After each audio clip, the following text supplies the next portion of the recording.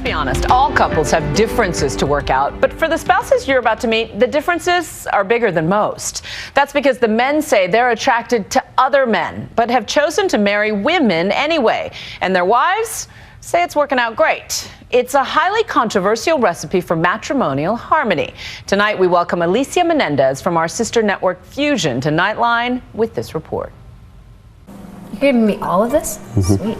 Husband and wife baking cookies together, the picture of domestic bliss. He's very easy to travel with. But the marriage of Tanya and Jeff Benyon is anything but typical because Jeff is attracted to men.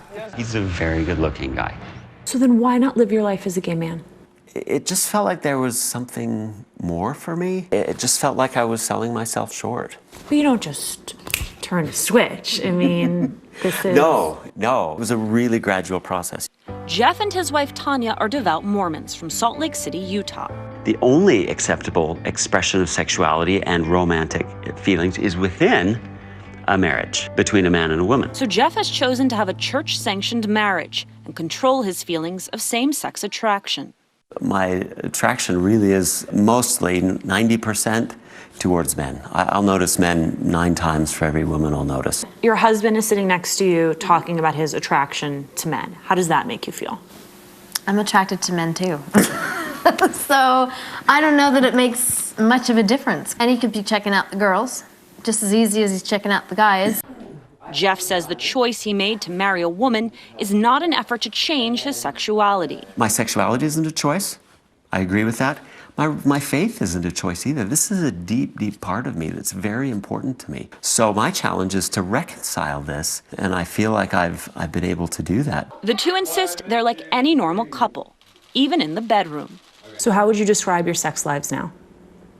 Perfectly Great. normal. Yeah, enjoyable, normal, fully functional. Though Jeff compares resisting his attraction to men to being on a diet. When I'm having sex with her, I don't fantasize about her being a man. An analogy I could use is I love donuts. I mean, I would eat donuts 3 times a day. But I desire to be able to fit in my pants in the morning too.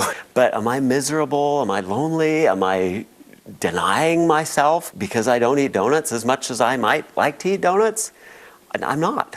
And in fact, I desire to live a healthy lifestyle, and so I don't eat a lot of donuts. Jeff and Tanya are now going public, even sharing their story on a controversial new TLC special, My Husband's Not Gay. I'm attracted to my wife, for sure, and I'm definitely attracted to men, too. He's a good-looking guy, for sure. Not gay, the show's stars say, because they do not act on their homosexual feelings, even if they are open about having them. Since I'm not seeking same-sex relationships, I don't think of myself as gay. The special follows Jeff and Tanya and other couples through the challenges of life in a mixed orientation marriage. So why do a reality show? Good question. Yeah. I think people are familiar with the idea about a self-hating, repressed homosexual who's married to a woman but is kind of miserable. That's not my experience. But this is something that works for us. Their unique arrangement works for them now, but it wasn't always that easy. So where in the dating process do you tell Tanya that you're attracted to men? I was after 1.5 years, which was, in hindsight, way too long. It's either break up or tell her, and I didn't want to break up with her. He says, I have something to tell you. So I thought he's going to say, I love you, and instead, I'm attracted to men. And I did not know what to do with that, because I thought, okay, does that mean we're over? Did you tell other people? With one of my best friends, and I said, he told me he's gay! And she goes, I told you that twice. So how long did it take for you to come around on that? 6 weeks, actually. Yeah. Because those 6 weeks were really hard. I asked tons of questions, often not the right way. Some of them offended me. But from that rocky start, the pair came to an understanding about their differences and were married only months later.